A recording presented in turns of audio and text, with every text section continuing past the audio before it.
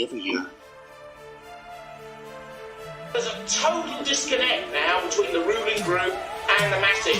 I hate psychology. Clear out. They're the same worm-like characters. Analysts. Fuck you with your stupid argument. They should not bother us.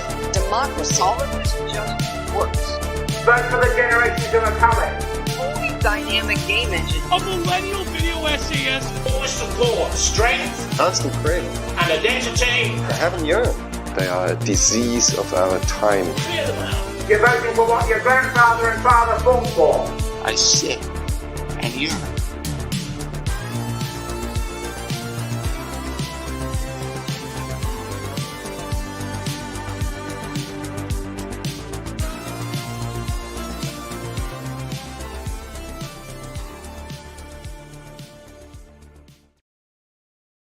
Hello, everyone, and welcome back to another episode of the Longhouse. We're back once again. This week has been a bit rough for me. I got sick at the start of this week. Both me and my wife and some people at work. So something that's going around that just really stuffed up my sinuses, which makes it really annoying because I can sort of function fine during the day, but by the end of the day, I get really tired. So it's leaving my body now, and hopefully it'll not impact our show this week. Luddic Path, you're back as usual. How are you doing? I'm back, moist, unbothered, in my lane and flourishing. In your lane, flourishing. Been relatively healthy for once, so it's great. That's good. Great that someone else is sick. Just a bit of a schadenfreude, but No, it's just like there we a go, yeah. cold. It's just more annoying than it was sort of debilitating. But the reason I put it out there is that you might be able to hear it in my voice, and I apologize for that for anyone who's listening. I find 9 out of 10 times I can't tell, usually with streamers and content creators, though I do appreciate the extra care that goes into it. That's good. Do you use nasal? You have to use nasal spray or something? I did it now just because if I didn't, you would probably hear it. But it sort of hurts to use nasal spray because it really dries up everything. And I usually just get nosebleeds if I do that. So I try not to do as well. I also did read an article a couple of weeks ago about nasal spray being like a bit of a problem because a lot of people are getting addicted to it, just in the statistics. Interesting. Because if you read the label, they're like, yeah, you shouldn't use it more than like 2 weeks or something, or 10 days or something.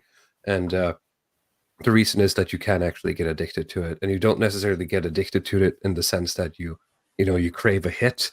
You get addicted to it in the sense that when you don't use it, you always feel like your nose is stuffy because you basically just destroy your sinuses or something. And it never gets a chance to regenerate whatever the nerves or whatever that needs to sort of rebuild themselves. That's difficult for me to understand because if I use it, say, maybe 4 or 5 days in a row, I basically, I get sick from the stuff itself. I don't know how that works, but I just get headaches and I do too. That's why I'm saying I try to use it because it actually starts just hurting when I use it after like five days. Yeah, I physically can't continue. I have to put up with it. Yeah, and then usually, when you get 4 or 5 days in, you just kind of stop, and then the cold's over and you're fine. Yep. Okay. Northern says they have menthol in them as well, so they have menthol free. There's no menthol in the one I have here. I think there's one you can get menthol, but I feel like that's fucking up my nose even more to just inject menthol right into my nose. You can buy that like cream that you like put on your nose. That's quite nice. That's like menthol based. I don't know if the menthol makes any difference. This is just kind of a taste thing. I don't know. Or does it actually help you? When you get the cream, sort of the freshness of the menthol tends to like try to, I guess, the feeling of sort of opening up. I'm not sure what the effect actually is scientifically. All right, enough about that. Enough of this gay banter. Let's. We have on the docket today. We're going to be talking about movies, especially the big one that's been on everyone's mind lately, it seems. At least it's all over my feed, which is Dune 2. And of course, in relation to Dune Part 1 and the original Dune. Luddic Path has a lot he wants to say on that. But first, I wanted to start with just, an article I stumbled over in a local, I say local, one of the larger Norwegian newspapers, where they had sent reporters out, their American correspondents, to interview various African American people about who they're going to vote for in the coming election. So let's begin there, and we'll go over into movies in a bit. Again, as usual, this article has been churned through the Google Translator machine, so I'll try to sort of massage the translation as we go. If Joe Biden misses out this area, Donald Trump could win. This is in Orangeburg, which I believe is in South Carolina, and Americans, but from the wording in this article, I believe that this has to be some kind of swing state or swing county or something like that, which is why they went there. More blacks say that they will vote for Donald Trump, and the young voters will explain why. Burkall has spent his 9-month membership to say, addicted to nasal spray, even addiction is gay now.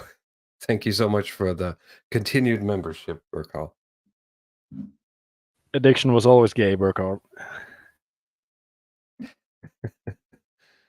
A group of 5 friends are chatting and laughing by their car as they wait for the next lecture. They're students at They're students at South Carolina State University, established as a college for young blacks in 1896. So just as a general trend here, I think a lot of the people they are going to interview here are, relatively speaking, doing all right. They're not necessarily in the thickest parts of the ghetto. They're interviewing students or people of similar sort of social class. Now, of course, everything is relative. Maybe, that means they make, just slightly above what an African American in a ghettoed area would. I don't know any numbers on that. Skimming through this article, I could not tell that these people were doing better, just based on their answers. But that's kind of what we're kind of going to get into it, I guess. I just wanted to highlight that they chose to talk to some specific people here, or feature some specific people. Do they think that many African Americans will vote for Donald Trump in the coming fall election? Yes, it appears so. Let's be honest about why, says Raven Brown to the others. This could break the trend. Black voters are considered the Democrats' bedrock. For decades, the Republicans have struggled to gain a foothold amongst these voters. It has largely been in vain. Now, before we get here, let's cast our votes in the chat for why they think more blacks are voting for Trump. Since 2000s, Democrats targeting the Oval Office have hijacked approximately 9 out of 10 black voters. Barack Obama made it even slightly sharper, with up to 95%. It may look as if Donald Trump has a chance to break that trend for his party.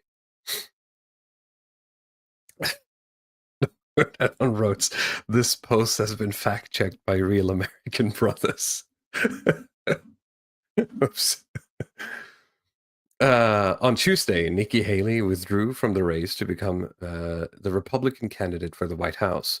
This means a rematch between Joe Biden and Donald Trump. Polls consistently show that Trump could secure a 20 to 30% of America's black voters. And here we have the blue Democrat and the red Republican graph with sort of the percentage of black voters on the left for the Republicans and the right the Democrats. And largely since 1976, when this is taken from, it's been hovering around, let's say 10 to 13%, with 1976, 1980, and 2020 being closer to 15. So 2020 was 12%, 1980 was 14%, and 1976 was 17. What happened in 1976? Who's that? I think we're Any tapering knows? down from that wholesome period in the 1950s, where apparently all blacks were Republican, like some people Oh like yeah, to point when out, everything was great. before the Yeah. welfare state made them slaves or something. The real racists enslaved them with the welfare state, Lyndon B. Johnson, etc., etc. Yeah.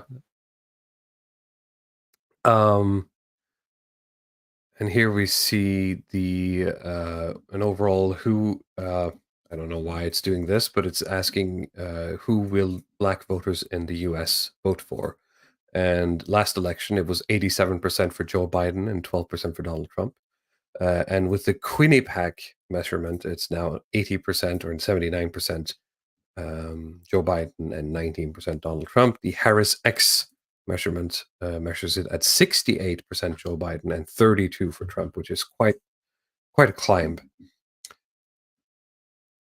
This is clearly about Trump. In the spring of 2020, it was precisely here in South Carolina that Joe Biden's journey towards the White House gained its momentum. With an electoral landslide from black voters, he then won his first victory in the primary election. Now, it may look like such a success could be fading. The paper recently spoke to students at South Carolina State, and in short, many were in doubt about who they would vote for in the autumn. Most of those were certain that they will vote for Trump. Petrol prices and the economy. Raven Brown, enjoying the sun with her 4 friends, is a lone exception. I will vote Democrat, says Brown to the paper. She's the only one in the group to do so. Side note, maybe I'm ignorant, maybe I'm a racist.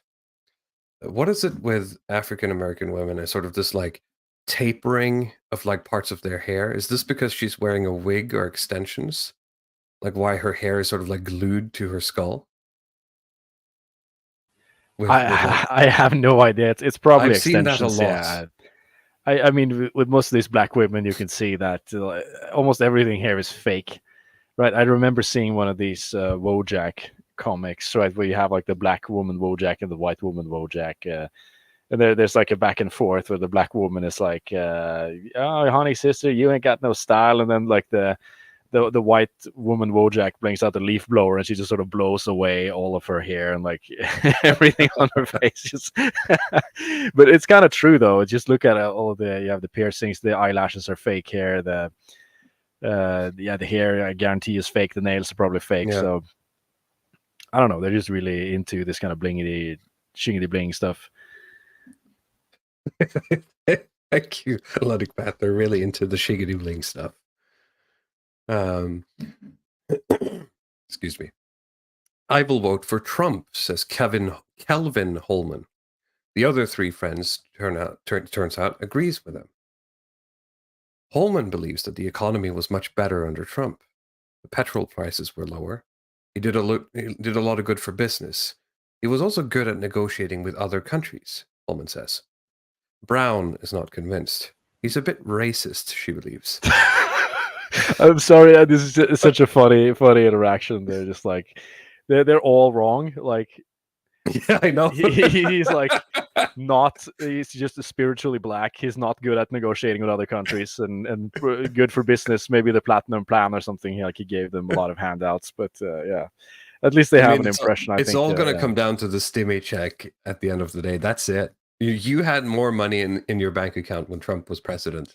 He sent them a check, right, with a signed Donald J. Trump in the mail. So literally buying votes at this point. The checks and the mugshots, I think, are what's going to do it for him. Oh yeah, I forgot about the mugshots. Yeah, that's true. It's not mentioned in the article. I thought that was. Maybe that's just speaks to the streets. That's just kind of in our spheres that's being talked about, but I found it a little bit weird because there was a lot of engagement. Have sort of secondary effect that the mainstream haven't picked up on. He's a bit racist, she believes. She thinks that the large checks with monetary support that people received in the mail during the pandemic are the reason why more black people than before support him, as we just said. I think we need to be honest about that, she says to the others. They don't disagree with her, but they nod. Holman's lack of enthusiasm for the economy also agrees with the view of majority in the US. Even though unemployment is low, wages are rising and the economy is growing. Many people are looking darkly at the prospects after several years of high price growth. This is the fun part where you get like people bickering back and forth about like the state of the economy. Like no one can afford anything, but then like some fucking talking head is talking about, oh, the economy is better than it's ever been. It's like, yeah, okay, in theory, if you skew the numbers that way, it looks like it, but I can't afford to eat. So I do think so with some of these. I mean, it is paradoxical because I think the American economy in general, say compared to the European economy, is quicker to pick up and it's more dynamic. People work more hours. Yeah. Yeah, probably just a lot more stuff being produced and bought and sold, but like because of the lifestyles that a lot of these people have, and this is something that seems to be getting worse. It ties into that Caleb Hammer channel, and this sort of Dave Ramsey posting that we're seeing that it seems like people's ability to manage their money in the U.S. seems to be getting worse, living this kind of hand-to-mouth life does not seem to work. I mean, it never has, but it seems to be harder now when there's these kind of price squeezes. And like from what I've seen from statistics, I don't know who showed me that. I saw it on some kind of Twitter thread where it seems like people are eating out more in the U.S. Like in spite of inflation and all these things, like they're eating more junk. I actually had the pleasure of meeting former guest on the channel here recently, Nordhuger, who is from the US, and I asked him about this because I told him that my perception is that a lot of people are eating out in the US, right? Quite a lot. And I said, is it really that much cheaper, right? And so we started just comparing prices. We started just comparing prices. Like say you're like two people and you're going to McDonald's. How much is it going to cost? Okay, you're two people and you're going to like a medium style restaurant, and then you're going to a fancy restaurant, and we just started comparing prices from like Norway to the US, and I was left with an impression that is actually not that more expensive. Not that more expensive here, and it's not that much more cheaper in the Americas or in the US. What he also said is that I think he had a friend or something that worked at Dairy Queen or something, and what his friend had told him at one point was that a lot of people didn't really know how to buy things, so they just sort of bought whatever they wanted, and so the cheap fast food ended up costing just as much as a mid-tier restaurant because they weren't really like economic with their purchases, right? Yeah, this is like the minimum threshold of IQ you need to function in the US. I mean, it's quite fascinating. I'm not saying that you can't function other places as well, but if we go back to, I was watching a Caleb Hammer episode where he had like this obese black woman on who lived out of her car and who worked kind of part-time as a truck driver, part-time as a Lyft Uber driver, and took some sort of other, Uber Eats things, couldn't afford anything, buying everything on credit. And he was going through her transaction history, and then it came up like a nail salon. Okay, like, why is she going to a nail salon getting pedicures if she can't afford rent or to live anywhere, and she's basically just servicing credit card debt? Well, it turns out that she didn't know how to cut her toenails. Like, I mean, really? I'm totally serious. Like, this is an adult woman at like 30 plus. Black. You buy one of those clippers for like $1 or something. Yeah, she didn't know that. Like, she didn't know that was possible. So apparently, she just her fat belly is just hanging out, and her toenails just grow out into a point where I guess they poke into the shoes or something. And when that happens, when you stand up straight and you can finally see your toenails, it's time to cut them. Yeah, exactly. So when you see beyond the belly fat and the toenails are sort of poking out into these whirls, then okay, maybe it's time to go there. Get like an industrial treatment for the toenails, and this is like once a year or something. But I mean, it's very interesting that you have people like that who are able to, like, they work, right? You can get those people to work to participate just as much in over society, 40 hours. They fail to exist as human beings, kind of. Yeah, they just can't put anything together in terms of like a plan for family or a plan for a budget or anything, and just move on to adulthood. Basically, just living like this. It's very fascinating. Anyway, let's keep on reading here. Will the voters show up? I mean, they certainly did last election. Voters switching sides are just one of the dangers to Joe Biden's hopes for another 4 years. What do you mean, dangers? I thought he was the most popular president of all time. It is at least as bad for him in many of his core, if many of his core voters do not turn up. In 2020, many Democratic voters were fired up by 4 years of Trump. Excuse me. This is something people talk about, like Trump sort of. I seem to recall someone calling it like resistance fatigue. Like people who have been really into like the anti-Trump stuff from the Democrat side are sort of just getting tired of keeping up the pressure, so to speak. Yeah, I think Bear in especially mind, this now is just when like, posters on Twitters and journalists. it's not like hardcore activists or protesters. yeah, the energy is not there, at least from what I can see. But Exactly. The energy is certainly not inside Joe Biden. no, that's kind of the problem. They don't have anything that they can brag about. I mean, like they're trying so hard. I follow Joe Biden on Twitter, like, and he's putting out all these kind of like, yeah, the economy is doing better than ever, and it's all this kind of numbers manipulation with charts and graphs makes things look really good. But like, does anybody believe this? Like, even within his own administration, it seems very far fetched that the like, okay, they're trying, but I don't, even like some of the dumber people, maybe they don't understand the numbers, but they can sort of just feel like the energy is not there and the confidence just isn't there anymore. That's at least what I'm seeing. If Biden is to win again, enough voters must feel that it's important to show up on election day. Have to keep their promises. He has to engage voters like Courtney McFadden. The paper meets the young student with a couple of her friends outside a student house. Is this a student house? Jesus Christ. I thought this was like, and then we went to the ghetto, right? This is just a student This house. is one of the nicer student houses, accommodations. Yeah. In South Carolina, I guess, in the black district. Just like trash outside, yeah. Let's put some cans in there and boarded up door. Jesus. Yeah. Let's see here. She's not wildly enthusiastic about Biden, but she doesn't intend to vote for Trump. What has he done for us? The best thing he has done is to be arrested, she says. Okay, they did bring it up, actually. They indirectly brought it up. Yeah. The best thing Donald Trump did for black people was get arrested. She believes that the most important thing politicians can do is to secure black votes is to keep their promises and meet people even when there is no election campaign. They only come to us when they need us, not when we need them, she says. Have to find my own way. Her two friends, Timothy Shelton and Devin Stanley, hesitate when asked who they want to support. Ever since I was young, I've been told that I should vote Democrat, but I have to find my own way. I'm not even sure I am a Democrat. I have to go into this more, says Shelton. Stanley says he also needs to do more research, but the two will definitely vote, they say. A lot of people who do not vote is a people without hope.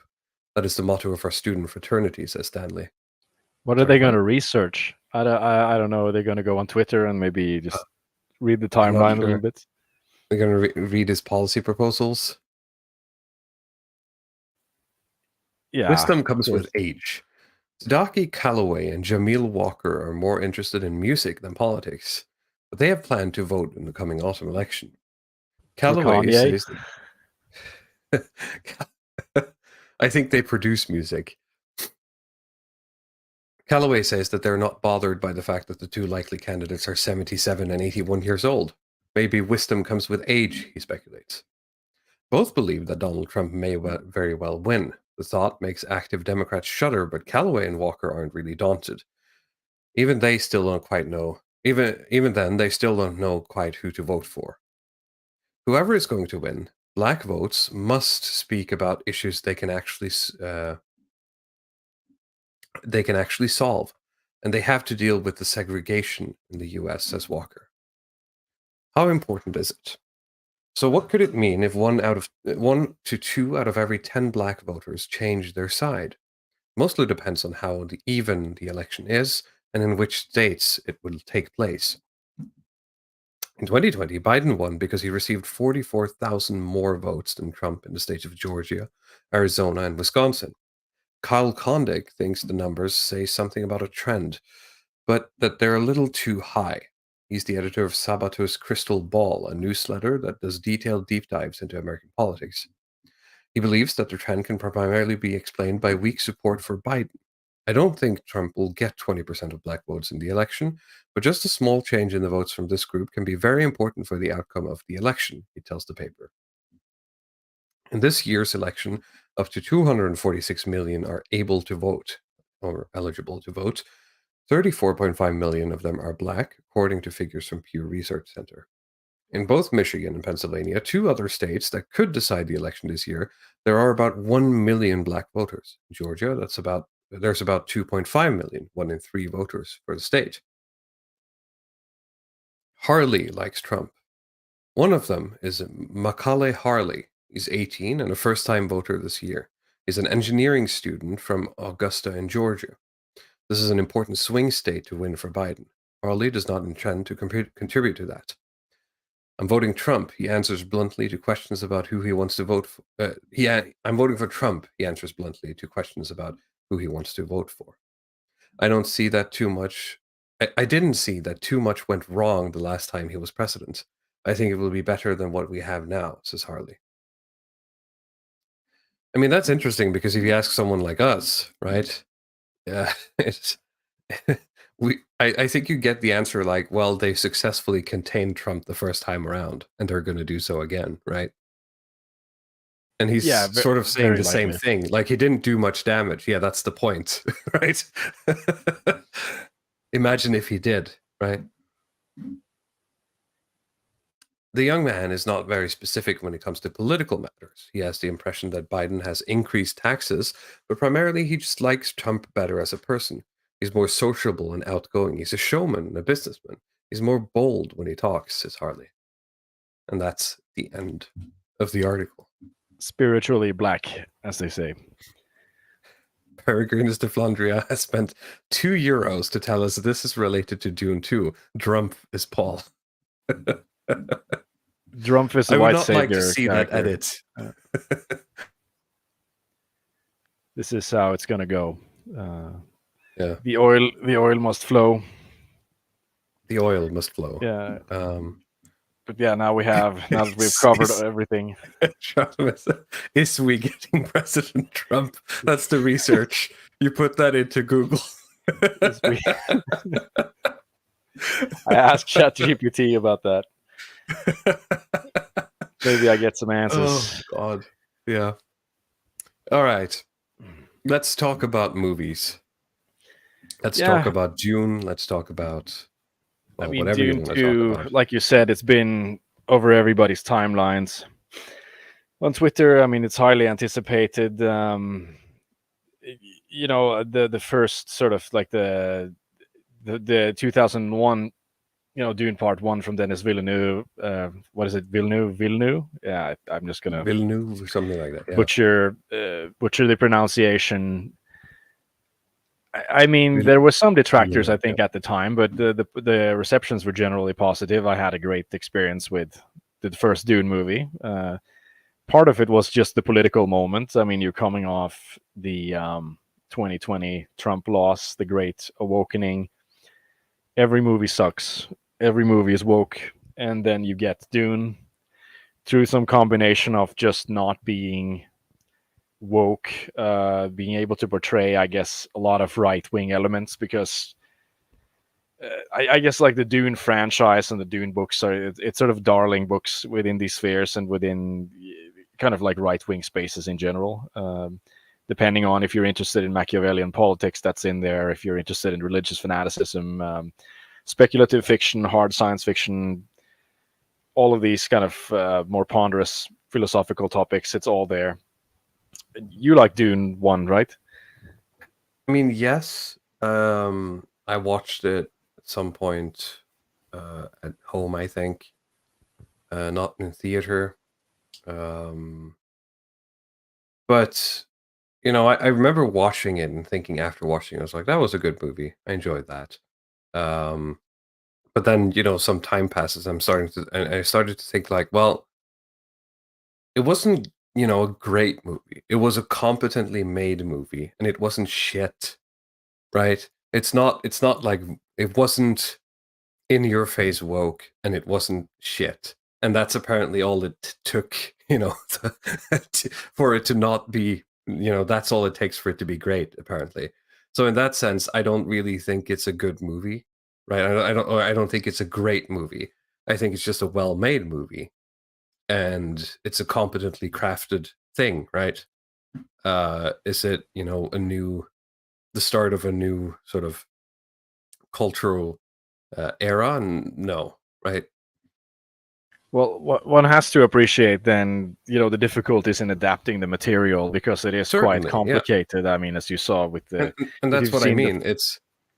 It's good craftsmanship in the sense that it's apparently adapted quite well, right? it is. It's Um, very true to the book for like the absolute most parts of it, and it's very well selected in terms of the parts that you can represent easily and the things that you can maybe scale back on. I think Perdigrinus de Flandria says that Morgoth has great essays on Dune, and I mean that I think that was part of the reason I liked that Dune Part One so much because I'd watched Morgoth and Distributists. I guess those are two of my favorite creators within these spaces.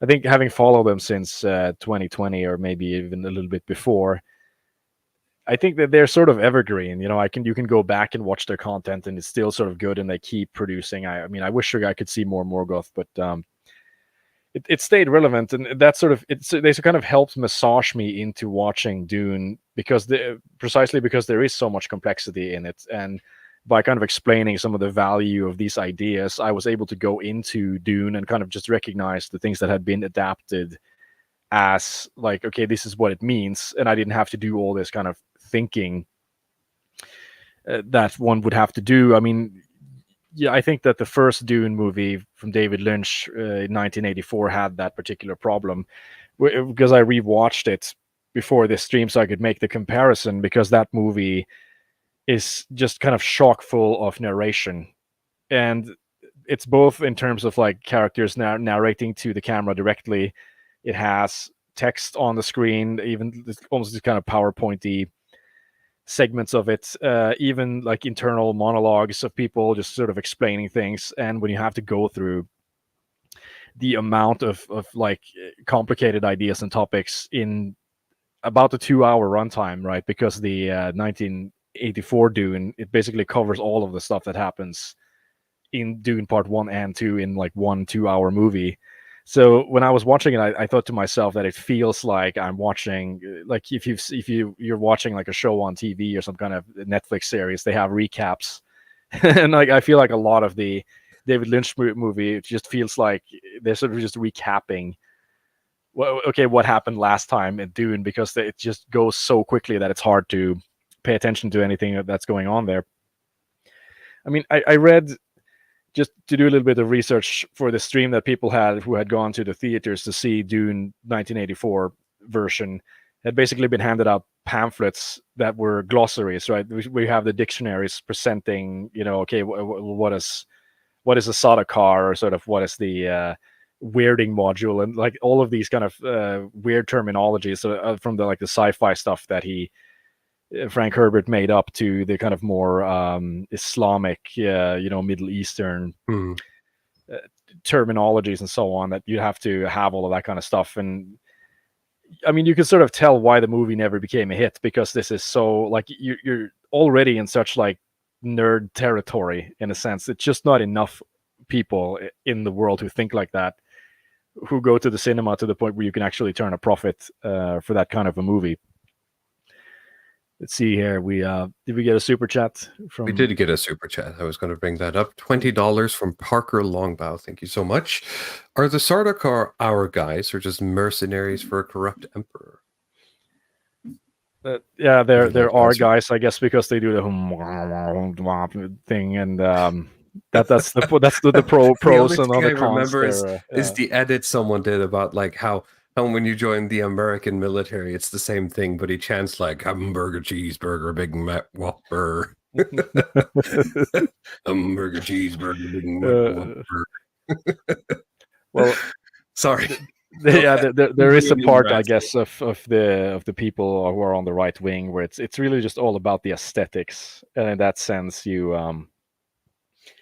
have to appreciate it, right? You have to think a little bit deeper about things as well. I don't know exactly what makes them our guys.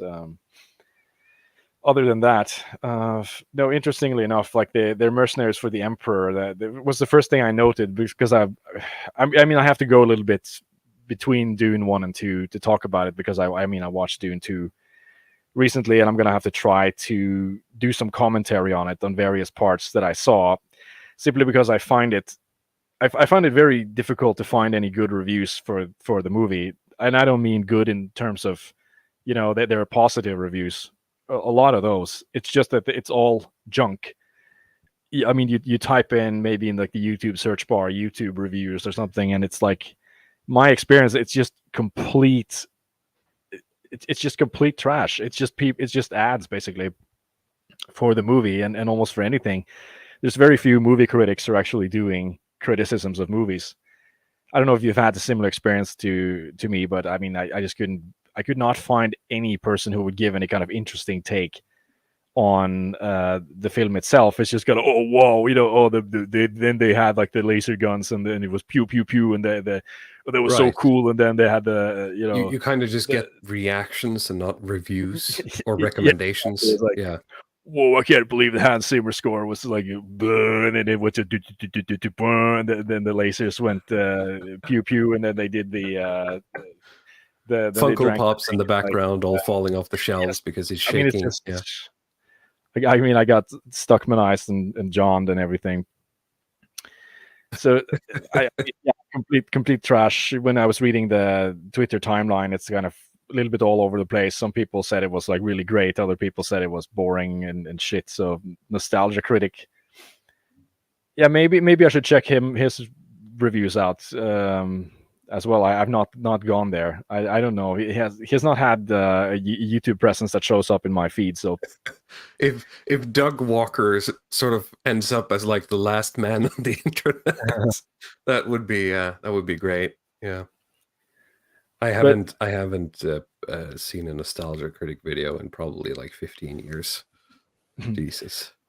Well, yeah, I fell out of. I lost interest when he started bringing in the black guy side character. Honestly, that was just something that happened. I don't remember that even, but yeah, I can understand. But, I mean, at the beginning, he was just doing 10, 15-minute like sort of quick reviews where it was just him sitting and talking about it, and I was really into it. Then it got it like 30-minute, 40-minute reviews when he was doing skits. Yeah, a bunch of skits that aren't really funny because deep down, I guess he wants to be a director or something, right? No, he does. Yeah. So, yeah, but, that's when I fell off too.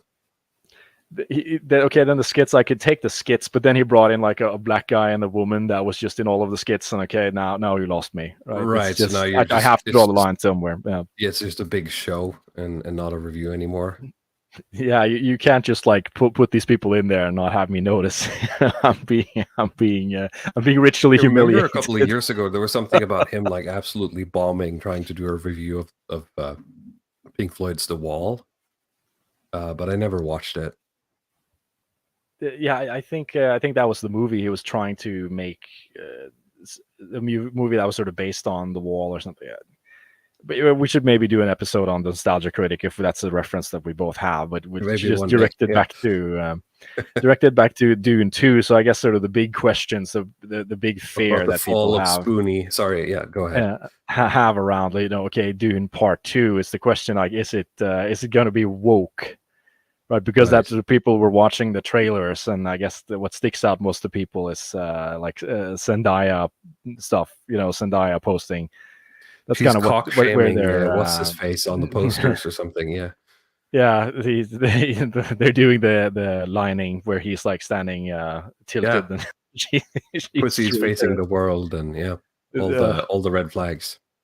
it's all awful. But I mean, okay, my impression, we can break down wokeness into different vectors, right? Okay, what does it mean? Is it aggressively anti-white in any way? No, it's not. Is the movie kind of anti-religious, sort of in your face, anti-Christian or anti-trad? No. Is the movie kind of aggressively trying to promote lesbianism or any kind of like degenerate stuff? No, it is not. The parts that But you is do it saying get, anything else? Right. that is the people associate with wokeness, I guess, is sort of the inclusionary policy and replacement, and I guess that's where it gets kind of not very good. I don't know if you could bring up the Right Wing Yes. Tomatoes link that I brought, so we can real take a look quick at. before we do that, I'm going to highlight a $10 super chat from Charlemagne saying, "Let me recommend June 1984 Alternative Edition Redux on YouTube to listeners. It's the definitive David Lynch Dune. Don't bother with the theatrical cut. Seriously, go watch it." I'm gonna go and do that. I'm gonna download it, and I'm gonna I'm going on a trip soon, so I'm gonna bring that with me and download it, and I'll have it ready for my trip. Very, very nice. So I will you do that wanted too. which one?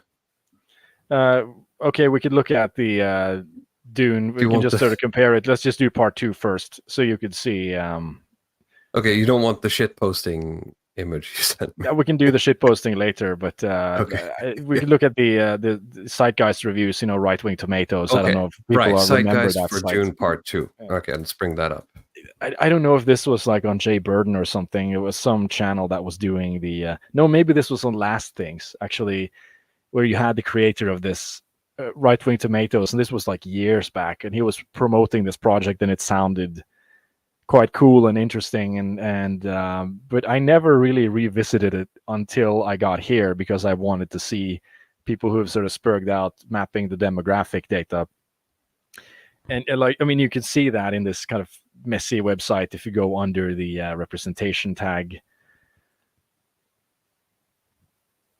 See, now it's I'll try to zoom in. It's under cast in the audience. Here we go. And no, I mean, if you click, you see cast there in the like bottom left. Oh, sorry. There, and Here we then go. you click to the right of cast. You can click on representation, and you get the fancy looking pie chart. I'm trying to guide you. Let's see. You clicked on the cast tab. Oh, here. Oh, I'm sorry. Here you go. Yeah, there. There you get the proper Spurgy. This is like breakdown really here. nerdy stuff about like how many percentages are Indian. Yeah, good. Good stuff. So this is where you. I mean, if there's, hang on, let's just say a woke element. The production crew are all white, guys. White, quote unquote. We need some. I think we need some quotation marks for that one. Yeah. So we're looking at then a cast that is maybe 57% white, and then you have like a diverse kind of racial breakdown between these other groups. And like this is, I think this is sort of the new, Fresh Prince movie look.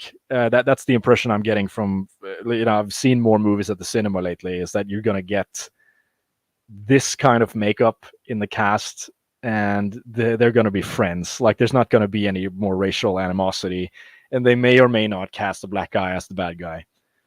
That's going to be the new Fresh Prince. That's kind of my impression going forward. But the kind of hard anti-white stuff is going away. But I mean, of course, you could contrast this with the 1984 Dune, which is 100% white. I mean, I think you have the link there. You could go into the same tab and just to confirm what this is highly detailed. You can look into like how many percentages higher than the US population is this movie in terms of like it's wonderful. It's absolutely wonderful.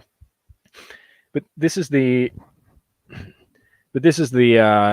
I guess where does this replacement happening? Because it has to be put somewhere in the movie, right? And like in the Dune universe, like you have the different houses and planets and factions, and like this is mostly consigned to the Fremen in the Dune universe, like the desert people. Yeah, the Bedouin. Exactly. Which analogy. Of course, it's if you're going to put them anywhere, if you have a diversity quota and you're going to put brown people in your movie, I guess the desert is kind of the most logical. It's sort of the least noisy place to put them. Right. If they had, cast Paul Atreides as like a swinging, swagging black teenager or something, that would have been obnoxious. That would have been hard woke. But when let's say that you have a bunch of religious fanatics who live in the desert and you cast them as sort of being multiracial, then that is a little bit easier to believe in. Of course, the result then from this kind of demographic change is also like it goes over into the overall experience of watching the movie and how you interpret what's happening, and it sort of explains some of the criticisms that people are giving the movie, because in the original film the cast is 100% white, and the Fremen, I don't know, can you find that Fremen picture that I sent you where you can sort of compare it a little bit?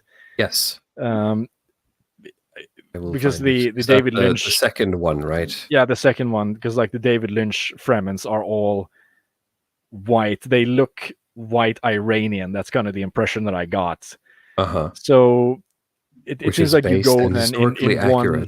Yes, you go in one movie basically from like white Iranian desert dwellers into really kind of a racially mixed group. That's sort of what you're seeing on the right there, and this also seems to affect the way that the religions are presented, because in like the older Dune movie, they seem to have much more sort of esoteric looking type of religion where they're sort of swinging candles and doing some of these weird stuff. So it seemed a bit more like Zoroastrianism or some kind of like Sufi-ism. And like in the newer Dune Part 2, it's Islam, like the way they're practicing this kind of prophecy stuff. It's just it's not subtle at all. It's basically like a stand-in for Muslims and Islam.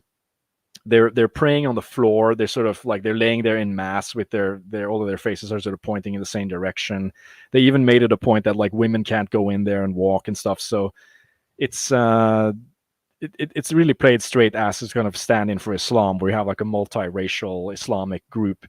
And that's where you're getting these kind of the white savior criticism coming in, because that just becomes inevitable when they have Paul Atreides and House Atreides being say 100% white, and him coming in there and kind of becoming he becomes the literal savior, right, of these people. He fulfills the story, the prophecy. He fulfills the sort of the prophecy that they of the savior that they believe is to come there.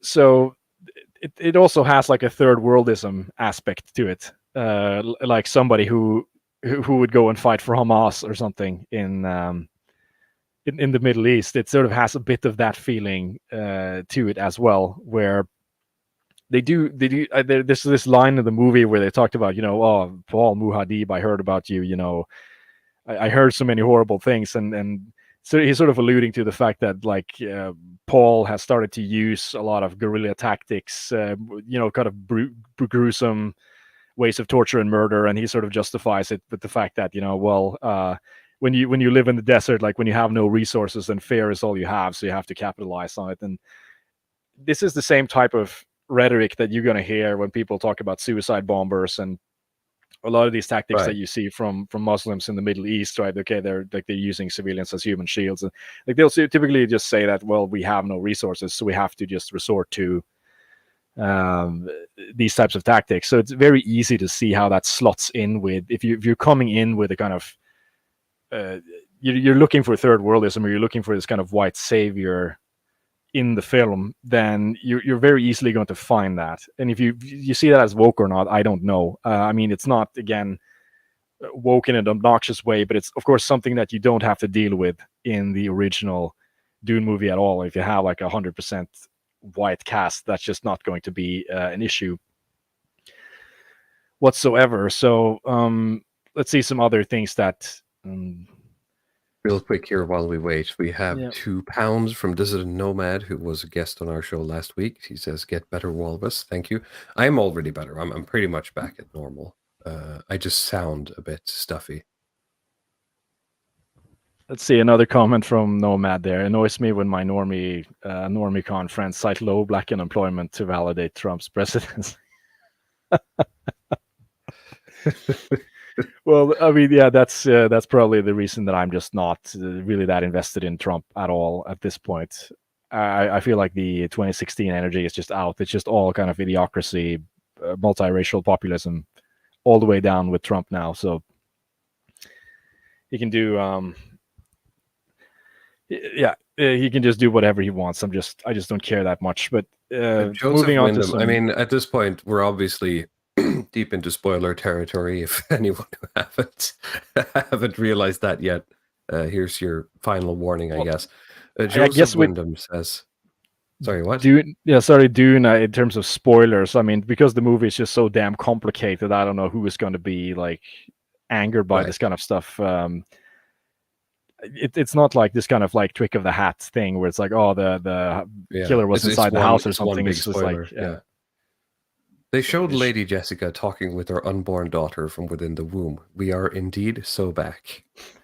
Yeah, that was another thing as well that they did in the movie. Lady Jessica drinks the kind of worm juice, and then she gets the Bene Gesserit superpowers. But I mean, both in the novel and in the original 1984 Dune movie, they actually have the daughter being born in the movie, right? And she grows up very quickly and starts running around with speaking like with the blue eyes and stuff. But I guess they thought it was just a little bit too goofy to put in the Villeneuve Part 2 version. I mean, there are some things that that work in books and some things that work in movies, and things that translate well into your head as a reader when you're reading a book over a certain period of time versus showing something like this, in over the course of like 10 minutes on screen. I can understand that things like that get cut. Yeah, I could understand it too, because they really tried to maintain a very serious tone for Dune Part 2, which I honestly thought was to its detriment. I mean, they had some comic relief, like with the Javier Bardem character. What's his name? Something on with S there. I shouldn't have. See, just need to find the IMDb page here, so I could because I just tend to forget some of these names. Javier Bardem, just so I could remember. Oh, the guy in the top right? Is that him? Yes. Yeah. The Bond villain.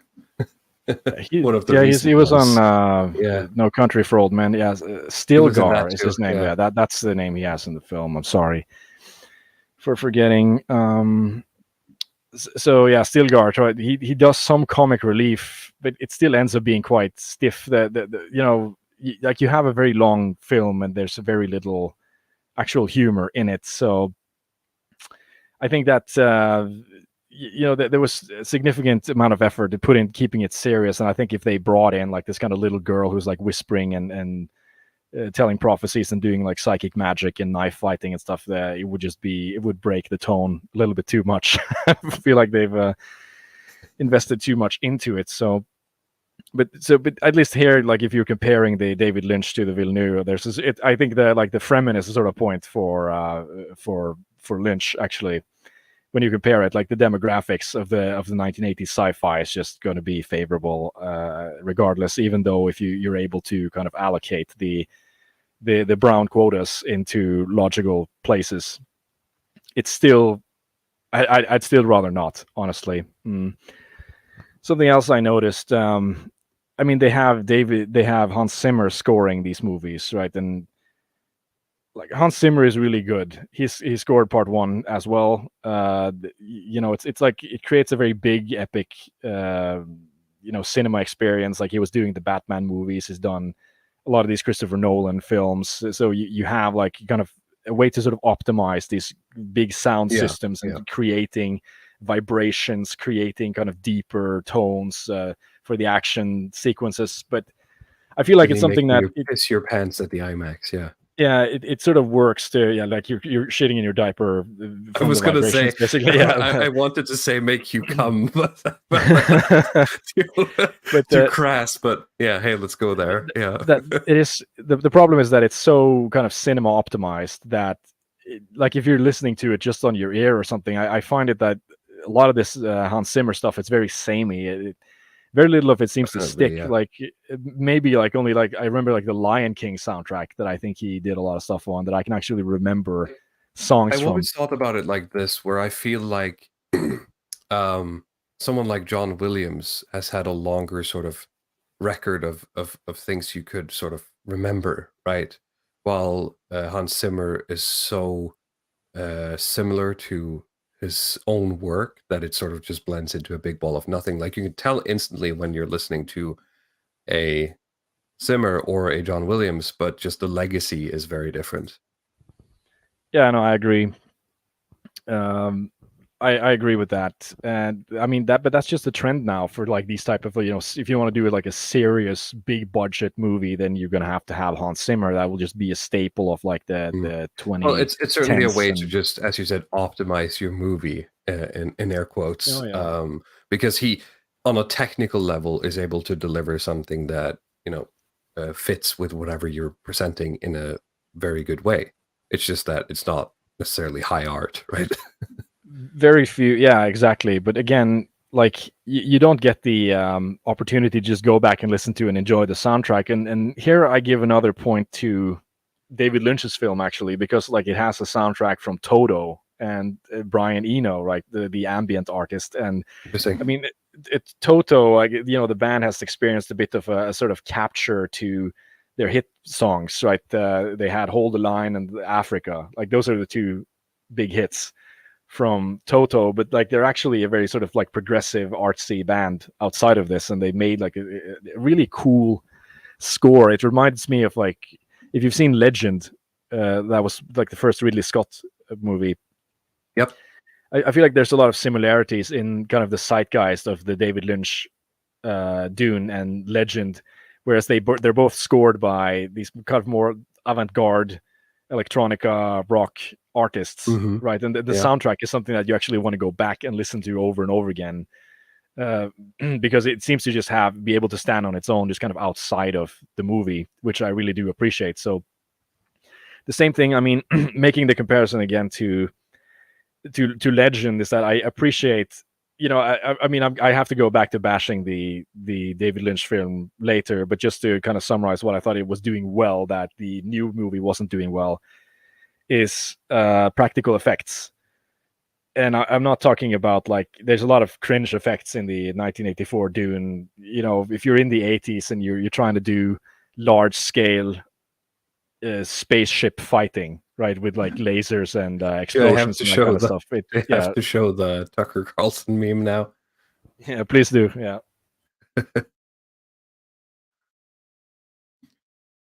So I found this on your timeline, or that's how it reached my timeline, and I couldn't help but in my head sort of read it in Tucker's voice and his inflections. But it says, in Reagan's America, this was the sandworm. It looks like a moist, luscious, womanly vagina. But now look at it in 2024. It looks like a hairy butthole. Androgynous, could even be gay. It could make your kids gay. This is what the woke Hollywood agenda wants.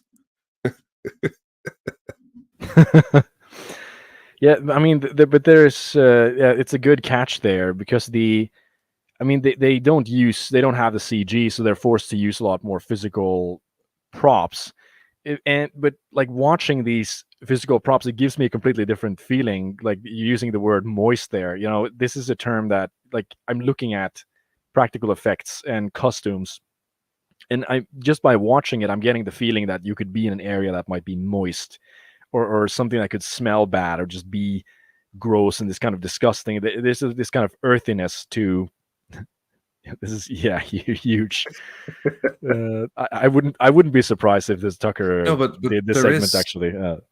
There is a sense of scale and sort of the thing you're portraying existing within the universe that you are portraying, that is actually lost when you're doing CGI. As much as good as it becomes, there's something about sort of just the perspectives you're able to create, the movements the thing will make. It's we're in this weird sort of uncanny valley sort of moment where it's not good enough to surpass it, really.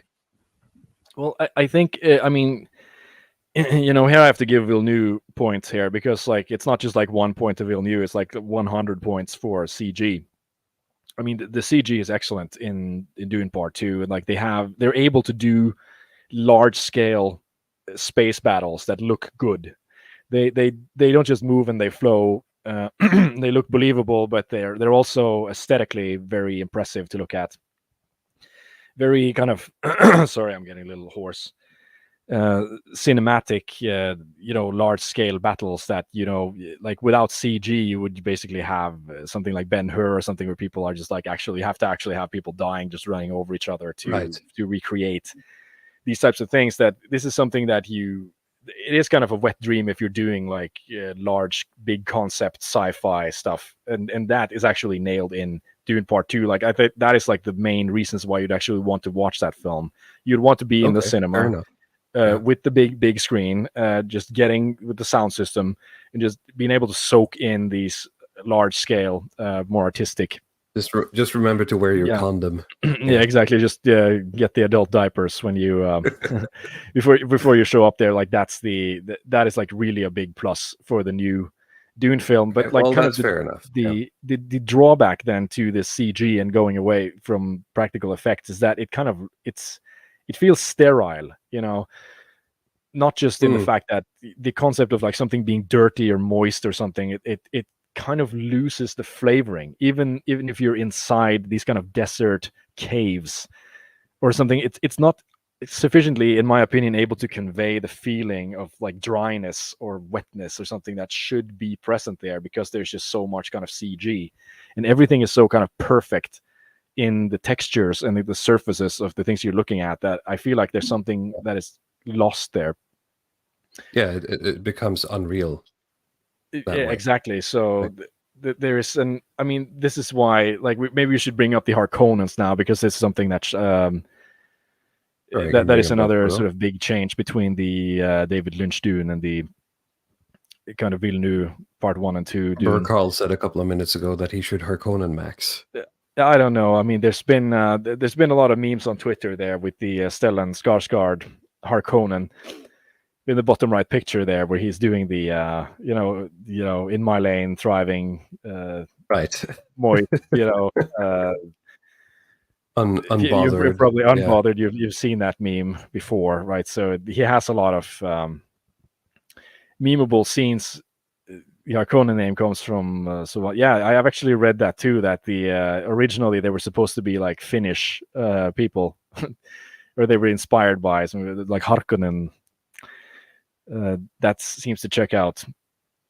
But I mean, the problem here is that they've made they changed the look from the Harkonnens, from this kind of like more Irish looking people on the left there to, I mean, I call them like this kind of like quasi Scandis, because they seem to have the foreheads. I mean, at least Stellan Skarsgård and the guy who plays Fade Rautha. Yeah, what's his name? Dave Bautista. He doesn't really fit in there, right? I mean, because I kind of just I can't say the word, but the Ameri something sort of he's like a Samoan, right? He's this kind of Hawaiian ethnic archetype there, and like the problem with him is that when I see him in this movie, I just see like Guardians of the Galaxy Drax the Destroyer. That seems to be the only character he's able to do. So, which it totally fits with this kind of henchman character of Rabban, but I mean, it's difficult for me to divorce these two. I mean, like the new style that they've gone with for the Harkonnens, it's very much from. I didn't think that much about it from the first movie. Is that people were comparing it to Warhammer 40K, for example. But it's really H.R. Geiger is what I see that they've gone for. I was going to say that seems more fitting, yeah. Yeah, and it's very clear because they travel to the planet Getty Prime in that movie, and you see what the planet looks like, and it's just like one giant H.D. Geiger painting with all of the sexual stuff taken out, which is kind of like what I think is one of the biggest problem here with the Harkonnens is that I feel like the new Harkonnens, like as goofy as the old Harkonnens were, the new Harkonnens I find to just be, they feel completely kind of sterilized and boring, too far away from the source material. Not necessarily. That's kind of the issue there. It's not really far from the source material, but the way that they've chosen to present them is that I mean, if you look at, say, the Baron himself, like he's played by Stellan Skarsgård, and he typically does not play eccentric characters. He's a Scandinavian Right. actor, and he plays boring characters, like a Scandinavian archetype, who's kind of like very safe, boring person. Where I get the impression with his role that he doesn't even enjoy what he's doing, which is very interesting when you have a character who is eating so much food that they basically have to have like a space mobility scooter to move them around Yeah, or something. Like there's no reason for this kind of like Scandinavian temperamental centrist to be like this at all, really. yeah. I mean, they have him. This like, is a man of excess and power, right? yeah, very much excess and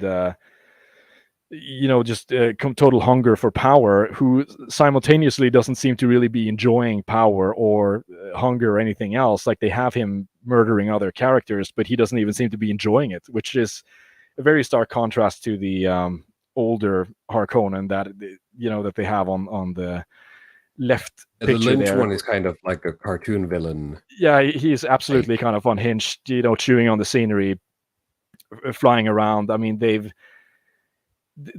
done everything, I feel like, in the Lynch movie to kind of ramp up the disgust factor in there, including, I mean, and this is going to sound like a very bizarre thing, trying to really emphasizing a degree of sort of humiliation, grotesqueness, and sexual violence with those characters that is just kind of glossed over or censored in the new one, which is something that I thought about, like, as kind of badass that they try to present the H.G. Geiger Harkonnens. They have to, I don't know if it's because of pressure, like if you talk about like the subtle woke influences, that is sort of the ground that's been conceded, that's sort of permanent now, is that you cannot have, say, like an attempted rape, for example, in these newer films. You can have these Harkonnen characters, they can murder people, which they do. I mean, he's the blood Fade is character. flowing, they're murdering hundreds, but don't they dare be racist, right? Yeah, it's kind of like that, but like the Fade character is like this, almost like this type of Russian, bureaucrat manager, Soviet guy, where it's like if anybody pipes up, if he just gives orders and they're complaining about, oh well, maybe we should not do that thing. He'll just cut their throats instantly or something. But it's done in like this very kind of sterile way where they just kind of die instantly. It's almost like you're pointing a toy gun when children are playing, right? And so there's very little drama to these actual deaths of like these higher generals and people who try to just give him criticism or something. I mean, like Darth Vader, did the choke thing, but he didn't actually kill. Right. You don't really kill high-ranking generals typically for these people, but he just does this multiple times in the movie. He just kills people because he just feels like it. While at the same time, they're going to try to have him as like the new head of the, like, no, they're trying to prime him to be the emperor of the universe, where he's just like this completely psychotic person who is temperamentally unfit to do that job, which is of course fine. You can try to do that, but the effectiveness is sort of lost on it, because there's just like, you can never, there's certain thresholds that you can't cross.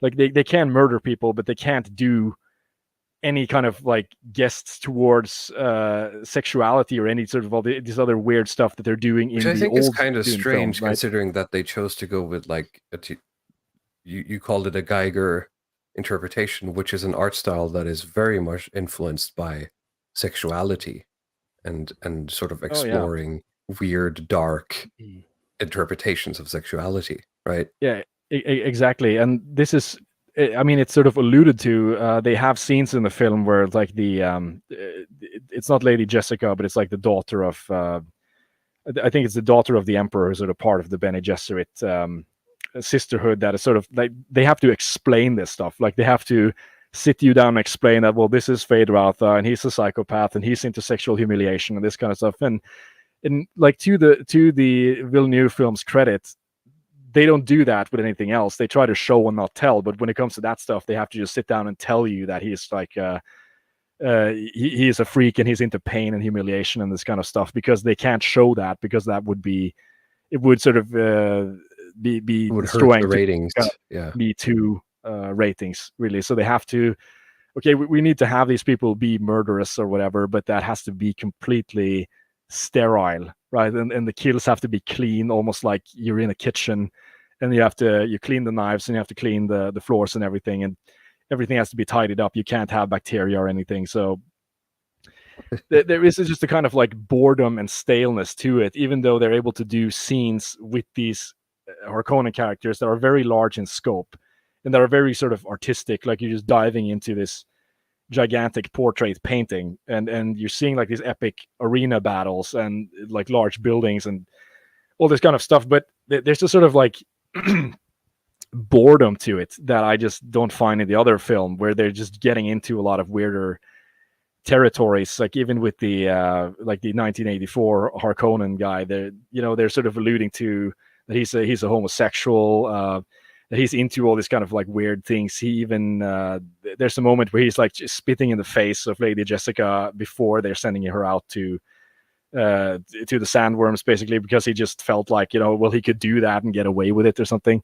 And like, this is something that sounds like a weird thing to obsess over, but it's like these small details of how I think cinema has changed, and certain things you can and you can't have that I think is either making it more or less compelling. So the TLDR is that I just didn't it's like cinematically big and impressive, but also just kind of completely boring and sterile with the new film. That's sort of the other, I think the old Dune, the substance is sort of where it fails. Yeah, that's that's why I think the kind of I mean, I tweeted about this. I said that I'm glad I saw it in the theater, because I would probably never watch Dune Part 2 on a laptop. It's not the kind of movie that you'd want to sit down and actually watch while you're doing something else. Maybe I'll never watch Part 2 then. I mean, I don't really have any interest in watching it in theaters, and it would be watching it at home, and I have like some sound system, right? So maybe I could get away with it. If you have a sound system, I think it would be a lot better. But if you're watching it on a laptop to get the dialogue or something, or some concepts, then you might as well not bother, right? Because it's that's one of the things with, like, say with Dune, the 1984 version, is that it's sort of too short. Like it tries to cram way too much into too little time. Right. But with the Part 2, it's kind of has the opposite problem, is that it has way too little plot, and it tries to really spread it out over like a much longer runtime. Like, I mean, I think Part 2 is longer than the 1984 David Lynch version, even though it has like maybe 1/3 of the plot. And then the question is, like, what do you fill that time with? And that's kind of where you're getting to the Zendaya stuff, really. Oh God, I forgot we haven't even. Yeah, we need to take a look at that. I think that's nice thing to kind of round off. Round off the Do you analysis. Want the James Kirkpatrick tweet? Yeah, sure. As the way to. I mean, this has sort of been the the right wing Twitter stuff is really just kind of like the hammers, and I. Let me see here. Sorry, just go ahead. I mean, I'm just. See, here we have the sentiment here. Dune Part 2 is basically torpedoed by them portraying this one as some combination of a girl boss, super soldier, also a sullen ethnic studies major glowing after she's been laid off. And they can't throw enough hair straightener or makeup to make her presentable in this film. So, I mean, I had a chat with my wife after we saw Dune Part 2, trying to get her to explain Zendaya to me, right? And like you've seen that meme with the what's the appeal? Well, yeah, what's the appeal? Like with the Zoomer Wojak, right, with the hair and the glasses. And so then, like, his mouth is just kind of open, and he's looking at this kind of Zendaya caricature. I think everybody's seen that, and we've had it on the stream previously. And I didn't understand the context, because like we're basically too old.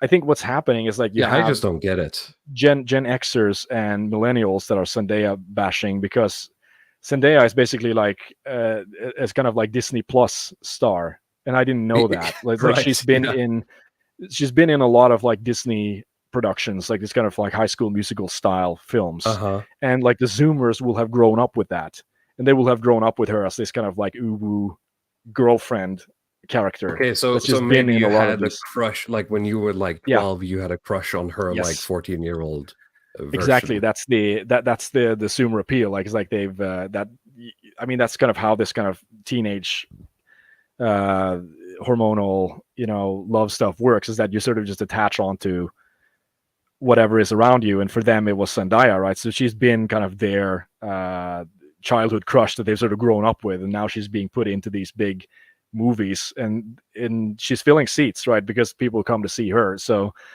that, I think that's really the connection. So it doesn't really make sense for, I think, it's something that you present to cynical millennials or Xers. To us, it's just like the Guatemalan housekeeper woman, but like to the Zoomers, it was something it was something a little bit more magical.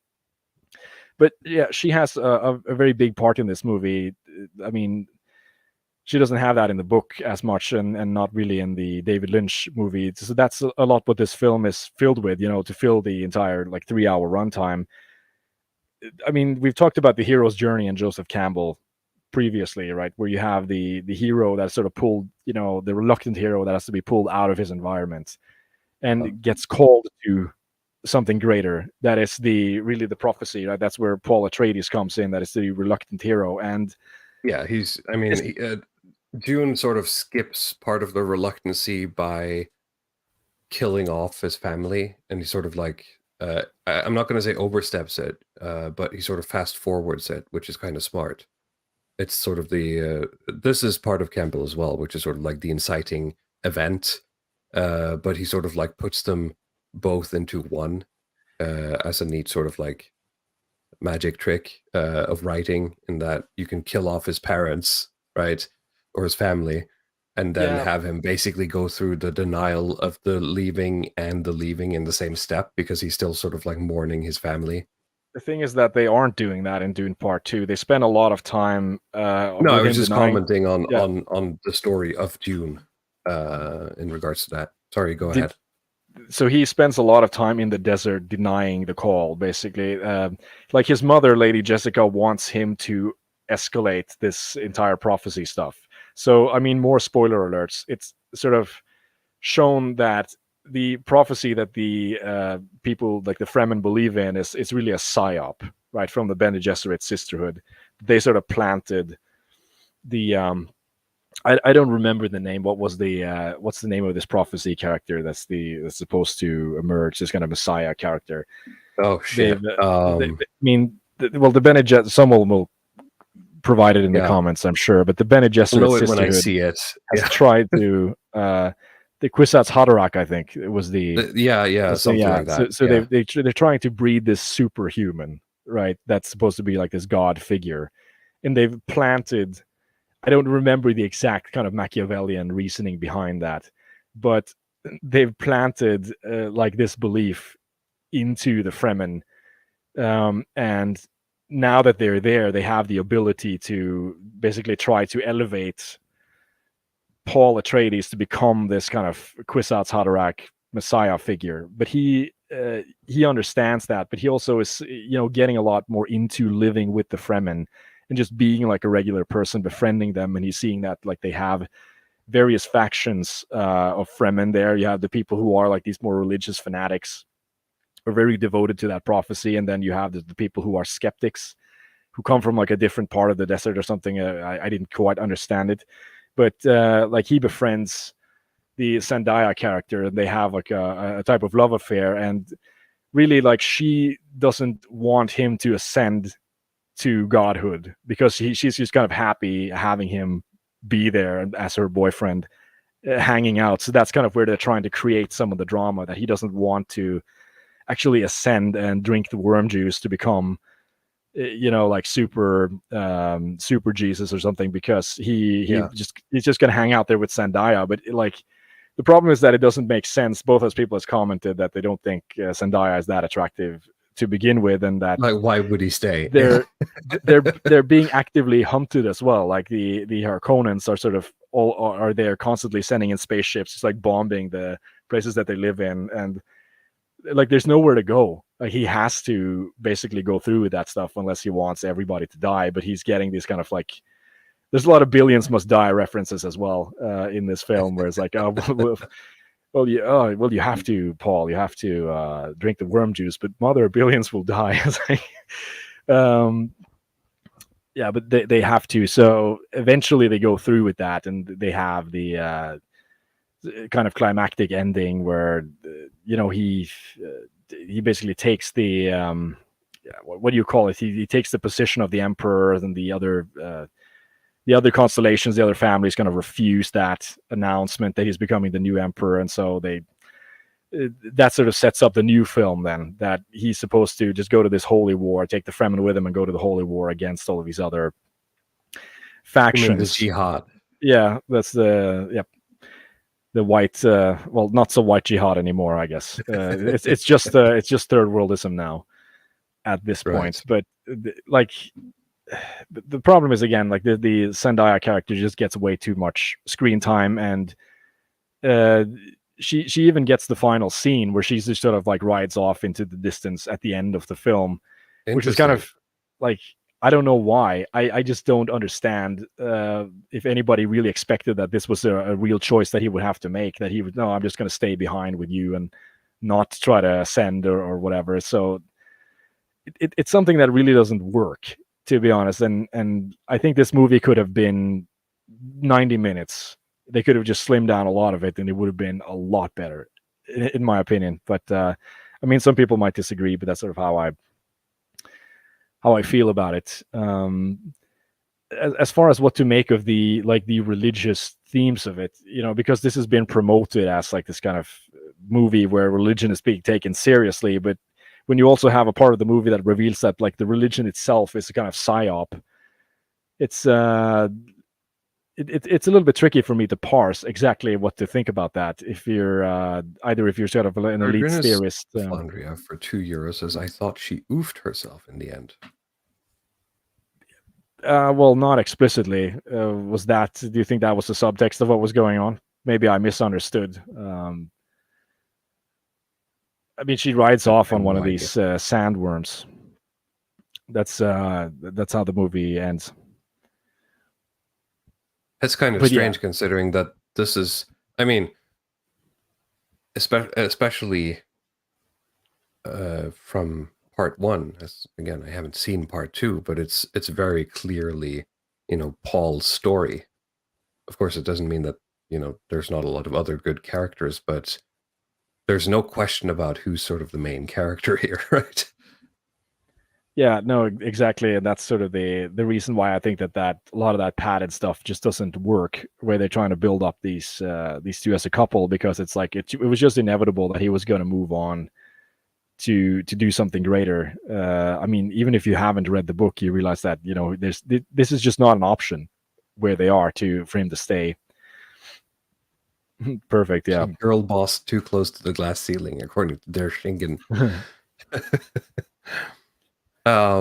Yeah, because the story sort of falls apart then when Paul, goes on his jihad to become emperor. She's just going to be left behind in the desert. Like, when are you coming home, Paul?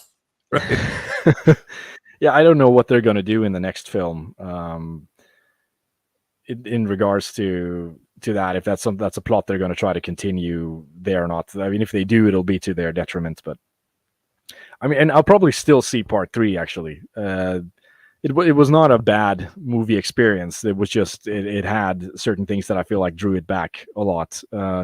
So that's what I think why I thought it was interesting to contrast the David Lynch Dune with the Villeneuve Dune. But I feel like they both have strong points that are sort of opposing each other. One movie has like the better demographics, I guess, better practical effects, and the other one has better CG and I just looked it up on the Zeitgeist reviews. It has 100% white representation. Yeah, the Lynch one, yeah. Yeah, there's not a single person. Well, actually, no, it's actually wrong. Is it wrong? I my autism trumps theirs. I actually saw one black guy in. Did you ding the bell? I did.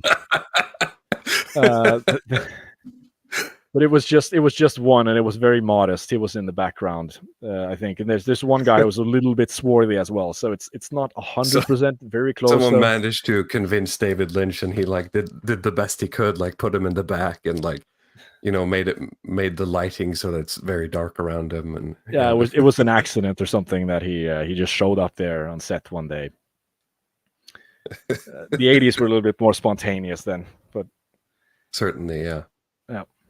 All right. Well, if you don't have anything else, I think it's time that we wrap up this week's show. Before we leave, as usual, is there anything you would like to inform the viewers about? No, I just want to promote Praxarchy as usual. I think at the end of the month, there's going to be a sort of more promotional stream with Jay Burden and some other people who are in Beowulf Foundation, trying to promote various projects like Brandings and so on. So I'll just give more information about that when it gets closer. But yeah, that's it. Read praxarchy.com. Very good. Thank you. And you can follow me in the links below. Of course, remember to like, comment, subscribe. The comments we get are usually very good on our videos, and I enjoy reading them. So please do that. The YouTube algorithm likes it, and if nothing else, sort of the ad revenue I get from it helps pay for sort of the cost of running the show. Nothing else. You can follow me on Twitter in the link below, where you can see my shit posts or watch me watch someone like Eddie Bernays on Twitter cataloging every time he finds something that fits my quote, "The pigs yearn for the trough." He's been like continuously just adding quote tweets to that tweet.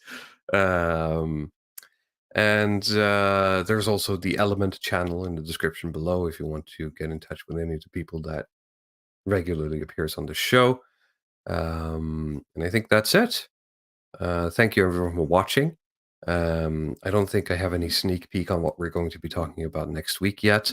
So I'm going to wish you all a good weekend, and we'll see you next week. Bye-bye.